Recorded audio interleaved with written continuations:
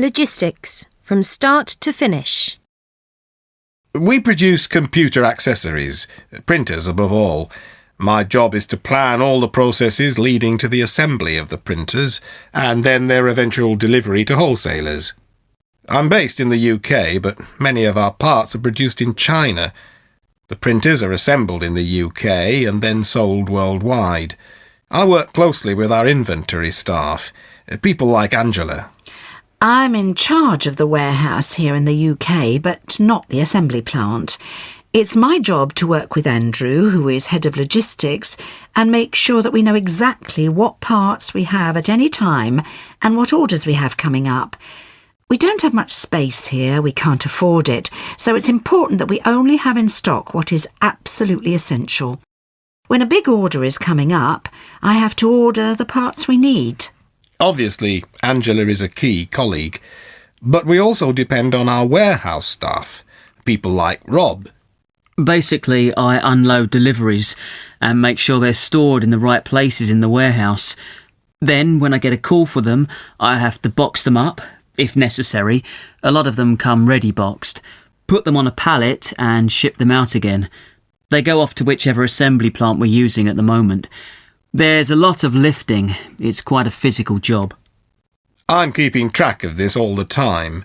Our company had its own logistics software designed to help me follow exactly what we've got and who's doing what at any given point in the process. After Rob and his colleagues have located and boxed the right parts, then they go off to someone like Terry. My job's pretty straightforward, really. I have this big truck. I drive it to the warehouse where it gets loaded up. I'm not responsible for that, fortunately. Bad back. Can't lift things. Then I take them where they've got to go. There are some short drives around Britain if they're using a local assembly plant, but most of my trips are around continental Europe.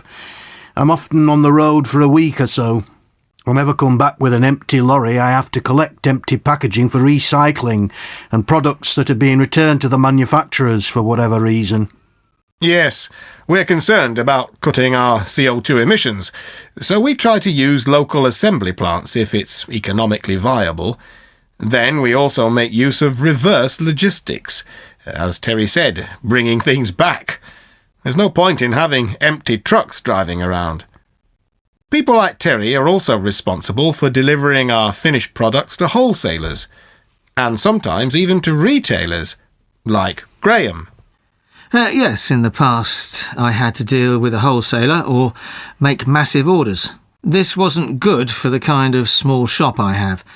I didn't want to have lots of my capital tied up in stock, nor do I have space to store lots of stuff.